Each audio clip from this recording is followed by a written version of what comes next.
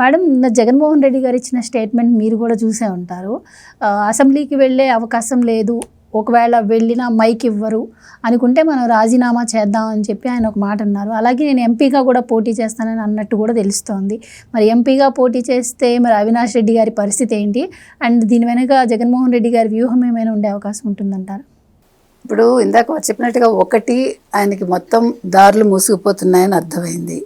రెండు, మీకు గుర్తుంటే కనుకైతే మనం గోవిందప్ప బాలాజీ అరెస్ట్ ఆయన పేరు బయటకు వచ్చినప్పుడే అన్నాం భారతీరెడ్డి ఖచ్చితంగా ఇన్వాల్వ్మెంట్ ఉంటుందని. జగన్మోహన్ రెడ్డిని కూడా మనం ఎమ్మెల్యేగా రిజైన్ చేసేయచ్చు కదా అని చాలాసార్లు అందరం మాట్లాడాం. సత్యమూర్తి గారు కావచ్చు, నేను కావచ్చు, అందరం చెప్పాం ఇంతకుముందు కూడా. సో ఇప్పుడు ఏమైందంటే ఈ రెండు మాటలు అన్నాడు ఆయన. ఒకటి, నేను ఎప్పుడైనా మీకు చెప్పాను అసెంబ్లీకి వెళ్ళొద్దని అన్నాడు. ఆ మాట అన్నాడు ఫస్ట్. నువ్వు అసలు ఎప్పుడు వెళ్ళమని చెప్పావు ఫస్ట్? ఒకవేళ నీకు చెప్పకుండా వాళ్ళు అసెంబ్లీకి వెళ్తే నువ్వేం చేస్తావు అప్పుడు? రెండు, ఇందాక వారు చెప్పినట్టుగా పెద్దిరెడ్డి రామచంద్రారెడ్డిని మీతో పంపిస్తాను. అసలు ఇన్ని స్టేట్మెంట్స్ అవసరమా?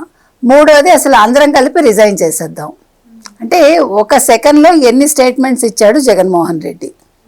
అల్టిమేట్గా ఏమంటున్నాడు, నేను ఎంపీగా పోటీ చేస్తాను కడప నుంచి అన్నాడు. అంటే పులివెందుల్లో జెడ్పీటీసీ ఓడిపోగానే క్లారిటీ అక్కడ వచ్చింది, మన పులివెందుల ప్రజలు ఇంకా నమ్మరని. రెండోది, ఇప్పుడు అసెంబ్లీకి వెళ్ళలేదు, వెళ్ళకపోవటం వల్ల ఏమవుతుంది, 60 రోజులు ఈ టైం లిమిట్ ఏదైతే ఉందో మొన్న రఘురామకృష్ణరాజు గారు కావచ్చు, అయ్యన్న పాత్రుడు గారు కావచ్చు, సస్పెండ్ చేస్తాము రాకపోతే అన్నారు. అందుకని ఎలాగ వెళ్ళాడు ఆయన, క్లారిటీ అది, ఆయనకు ఆ క్లారిటీ ఉంది.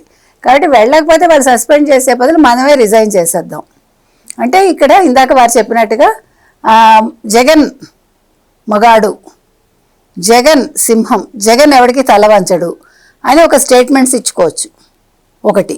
రెండోది, అక్కడ అవినాష్ రెడ్డి ఎలాగ అరెస్ట్ అవుతాడని వచ్చేసింది, 6 వారాల్లో అదేదో తేల్చమని కోర్టు చెప్పింది. లేదు, అవినాష్ రెడ్డిని పులివెందులకు పంపించి తను కడపలో ఎంపీగా నిల్చుని అనుకుందాం.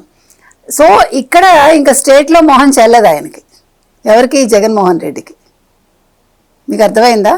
ఇప్పుడు ఓ పక్క లిక్కర్ స్కామ్లో ఇవాళ ఇంతమంది పేరు వచ్చింది, జార్జి రెడ్డి కొడుకు పేరు వచ్చింది, అనిల్ రెడ్డిది. ఈ డబ్బంతా కూడా త్రూ అనిల్ రెడ్డి ఇది గల్ఫ్ కంట్రీస్కి వెళ్ళి అక్కడ లిక్కర్ బిజినెస్ చేసి అక్కడి నుంచి లండన్కి వెళ్ళిందని ఒక న్యూస్ వచ్చింది. సో ఇప్పుడు ఇవాళ భారతీరెడ్డి పేరు కూడా వచ్చింది. ఇన్ని నేపథ్యాల నడుమ ఎలాగ నన్ను ఎవడు కాపాడేవాడు లేడు. నిన్నటి వరకు ఏదైనా హోప్లో ఉన్నాడేమో మరి, అంటే వైస్ ప్రెసిడెంట్ దానికి అడగగానే వెళ్ళి ఓటేశాడు కదా. కానీ బీజేపీ క్లారిటీతో ఉంది, వాళ్ళు క్లియర్గా ఉన్నారు, వాళ్ళు కూటమిలో ఉన్నారు అనేది అర్థమైంది ఆయనకి. అక్కడి నుంచి అది కూడా తలుపులు మూసుకుపోయాయి. అందుకని ఇప్పుడు ఉండే ఆప్షన్ ఏంటి, ముందు స్టేట్ నుంచి వెళ్ళిపోవటం. ఇప్పుడు ఏం చేస్తున్నాడు, 4 రోజులు వస్తున్నాడు, 3 రోజులు యలహంకాల్లో ఉంటున్నాడు. ఇంతకుముందు మరి చంద్రబాబు నాయుడు గారిని అన్నాడు అతను, తర్వాత పవన్ కళ్యాణ్ అన్నాడు, లోకేష్ అన్నాడు, మీరు అసలు ఎప్పుడు కూడా ఇక్కడ ఉండట్లేదు ఆంధ్రాలో, మీరందరూ హైదరాబాద్లో ఉంటున్నారని అన్నాడు కదా. ఇప్పుడేంటి, యలహంకకి పూర్తిగా శాశ్వతంగా వెళ్ళిపోవచ్చు అంటే ఆంధ్రప్రదేశ్ గుడ్ బై చెప్పేస్తాడు. ఎలాగ పార్టీ అయిపోయింది. నిన్న వచ్చింది కదా, మండల్లో 3 రిజైన్ చేసి వాళ్ళు తెలుగుదేశానికి చేరారు. మెయిన్ అతనే ఆల్రెడీ జనసేనతో టచ్లో ఉన్నాడని తెలుస్తోంది. అతనితో పాటు 10 మంది వెళ్తారు, ఇంకో 16 మంది తెలుగుదేశానికి అంటున్నారు, మిగతా వాళ్ళు బీజేపీ అంటున్నారు. సో అక్కడ మండలి క్లోజ్ అయిపోతుంది. సో పార్టీలో ఇందాక వారు చెప్పినట్టుగా 4 మిగులుతారు. అందుకని ఇంకా పార్టీ ఉంటే ఎంత, పోతే ఎంత. ఇప్పుడు అతనికి ఆంధ్రప్రదేశ్ మీద ఏ ప్రేమ లేదు జగన్మోహన్ రెడ్డి. ఖచ్చితంగా లిక్కర్ స్కామ్లో దోచుకోవాల్సింది దోచుకున్నాడు. సో ఇన్ని నేపథ్యాల నడుమ ఆయన ఎంపీగా పోటీ చేస్తే కేంద్ర బలగాలు వస్తాయట. కేంద్ర బలగాలు వస్తే నేను ఖచ్చితంగా గెలుస్తానంటున్నాడు. నీకు కేంద్ర బలగాలు వచ్చినా నువ్వు గెలవు, కేంద్ర బలగాలు రాకపోయినా నువ్వు గెలవు. ఎందుకంటే ఆంధ్రప్రదేశ్ ప్రజలు చాలా క్లారిటీతో ఉన్నారు. జగన్మోహన్ రెడ్డి ఎంత మోసం చేశాడో నిన్న మెడికల్ కాలేజీల విషయంలో, కేంద్రం ఇచ్చిన మెడికల్ కాలేజెస్ నావని చెప్పుకున్నాడు. 8,000 కోట్లు అప్పు తెచ్చి 400 కోట్లు ఖర్చు పెట్టి, కేంద్రం ఇచ్చిన డబ్బులు ఖర్చు పెట్టి ఓ 1,400 కోట్లు ఖర్చు పెట్టి ఎన్ని కాలేజీలు కట్టాడు ఇంతవరకు లెక్కలేదు. కట్టిన వాటికి లెక్కలు జనాలకు చూపించలేదు. మిగతా 7,600 కోట్లు ఏమయ్యాయని ప్రజలు అడుగుతున్నారు. ఇన్ని నేపథ్యాల మధ్య ఆయన ఎంపీగా నెగ్గడనేది ఆయనకి తెలుసు. కాకపోతే ఏంటంటే ఇప్పుడు ఆంధ్రప్రదేశ్ నుంచి పరారు అవ్వాలంటే ఉన్న ఏకైక అస్త్రం, నేను ఎంపీగా పోటీ చేస్తాను, మీరు అందరు రిజైన్ చేయండి అనేది అతని వ్యూహం అని నాకు అనిపిస్తుంది. మేడం, జగన్మోహన్ రెడ్డి గారు ఎంత లేదన్న 5 సంవత్సరాలు ఆంధ్రప్రదేశ్కి ముఖ్యమంత్రిగా పనిచేశారు. అండ్ ఇంత అంటే ఒక్క అసెంబ్లీ కోసం ఆయన ఎమ్మెల్యే పదవిని వదిలేసుకునేంత పిచ్చిగా అయితే జగన్మోహన్ రెడ్డి గారు ఆలోచిస్తారు అని చెప్పి ఎవరు అనుకోరు. అండ్ ఇంకొకటి ఏంటి అంటే ఆంధ్రప్రదేశ్లో లిక్కర్ స్కామ్కి ముందు, లిక్కర్ స్కామ్కి తర్వాత, అలాగే ఎలక్షన్స్ జరగకముందు జగన్మోహన్ రెడ్డి గారిని నమ్మారు, కానీ ఎలక్షన్లో ఆయన ఓడిపోయిన తర్వాత ఆయన ఏంటి అని చెప్పి ప్రజలందరికీ కూడా ఈ స్కామ్ ద్వారా బయటకు తెలుస్తుంది. ఇలాంటి రిస్కీ సిచ్యువేషన్లో అసలు ఆయన రాజీనామా చేయాలి అన్న నిర్ణయం తీసుకున్నారు అంటేనే అది పెద్ద సంచలనం ఏమీ లేదండి. అక్కడ అతను తన్ని తాను కాపాడుకోవడానికి నాటకాలు ఆడుతున్నాడు అంతే క్లియర్గా. అక్కడ జగన్మోహన్ రెడ్డి ఏంటో మీరు అన్నట్టుగా ఆంధ్రప్రదేశ్ ప్రజలకు ఖచ్చితంగా అర్థమైంది.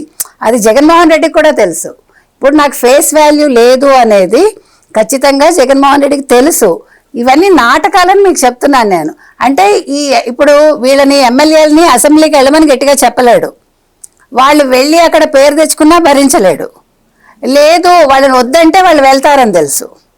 ఇన్ని నేపథ్యాల మీద ఈ మధ్యన ఇన్ని రకాలుగా మాట్లాడాడు. సో అల్టిమేట్గా బెదిరించాడు వాళ్ళని. మీకు అర్థమైందా? మీరు వెళ్తే మీ సంగతి తేలుస్తాను అనడానికి బదులుగా కలిసి రిజైన్ చేద్దామంటున్నాడు. అంటే వాళ్ళు వెళ్ళడం ఖచ్చితంగా జగన్మోహన్ రెడ్డికి ఇష్టం లేదు. మీకు అర్థమవుతుందా? అతని వ్యూహం ఇలా ఉంటుంది. అంటే చంపడు చాప చుట్టడు. అంటే మొన్న జెడ్పీటీసీ ఎన్నికల్లో ఓడిపోయిన తర్వాత ఇప్పుడు అదే ప్రజలందరూ కూడా మాట్లాడుకుంటున్నారు. అంటే మళ్ళీ స్థానిక సంస్థల ఎన్నికలు రాబోతున్నాయి, కానీ ఈసారి అంటే లాస్ట్ ఎలక్షన్స్లో వాళ్ళని పెట్టి గెలిపించుకున్నారు. ఈసారి చంద్రబాబు గారు, లోకేష్ గారు వచ్చి కుర్చీ వేసుకొని కూర్చున్నా కూడా స్థానిక సంస్థల ఎన్నికల్లో గెలిచేది మేమే అని చెప్పి వాళ్ళు బల్లగుద్ది చెప్తున్నారు. జగన్మోహన్ రెడ్డి గారు ఇంకో మాట కూడా అన్నారు, కూటమి ప్రభుత్వంపై చాలా వ్యతిరేకత ఉంది, అది ఆ వ్యతిరేకతే మనకి క్యాష్గా మారుతుంది అని చెప్పి ఆయన అనటం కూడా జరిగింది. మరి ఆ బలంతో ఆ నమ్మకంతో ఆయన మళ్ళీ ఎలక్షన్స్కి వెళ్దాము అని అనుకుంటున్నారు అనుకో. ఇవన్నీ మాటలేనండి. ఇప్పుడు ఇందాక క్లియర్గా చెప్పారు సత్యమూర్తి గారు. ప్రతిదీ అతను లేదు ఉన్నట్టు నమ్మించడానికి ప్రయత్నిస్తాడు. ఆ ప్రయత్నంలో కూటమి మీద ఒక నెగిటివ్ ఇది ఉంది అని క్రియేట్ చేస్తున్నాడు. ఇప్పుడు 17 మెడికల్ కాలేజీల ఇష్యూ ఎందుకు తెర మీదకి తెచ్చాడు? లిక్కర్ స్కామ్ పక్కకు పెట్టించడానికే కదా, దాని మించి ప్రజల దృష్టి మరలించడానికే కదా. కాబట్టి ఇది కూడా అంతే. అతనికి తెలుసు నేను నెగ్గనని తెలుసు. ఎంపీది ఏంటంటే కేంద్ర బలగాలు వస్తే చావు తప్పి కన్నులు అట్టపోయినట్టే ఆయన గెలుస్తానేమో అని అనుకుంటున్నాడు. ఇవన్నీ కూడా వ్యూహాలేనండి. ఇవి నిజంగా ఇంప్లిమెంట్ చేస్తాడో లేదో మీకు నాకు తెలియదు లాస్ట్ మినిట్ వరకు. కాకపోతే ఇప్పుడు వాళ్ళని బెదిరించడానికి ఇది ఒక బహానా అన్నమాట అంతే. నా ఉద్దేశంలో అయితే ఎమ్మెల్యేలు అసెంబ్లీకి వెళ్ళకూడదు, ఎట్ ద సేమ్ టైం తను రాష్ట్రంలో ఉండకూడదు. ఇక్కడ మొహం చూపించలేడు, ప్రజల్లోకి వెళ్ళలేడు. ఇన్ని నేపథ్యాల నడుమ నిన్న మాట్లాడాడు. లేకపోతే సర్వసభ్య సమావేశం సడన్గా ఎందుకు పెట్టాడు? ఒక పక్క అసెంబ్లీ నడుస్తుంటే. కాబట్టి వ్యూహంతో ముందుకు వెళ్తున్నాడు. కాకపోతే ఇవాళ భారతిరెడ్డి పేరు కూడా వచ్చింది, అనిల్ రెడ్డి పేరు వచ్చింది. ఇవన్నీ వచ్చాక ఇప్పుడు అతనికి పూర్తిగా సినిమా అర్థమైందండి. ఇంకా నేను రక్షించబడను, నాకు వేరే మార్గం లేదు అనేది అయితే అతనికి తెలుసు. కాబట్టి ఇవన్నీ రకరకాల ఆలోచనలు అయితే చేస్తున్నాడు. అల్టిమేట్గా ఏం చేస్తాడు అనేది మనకు 1-2 రోజుల్లో ఇంకా క్లారిటీ రావచ్చు మనకి. Please subscribe to Leo news for more videos.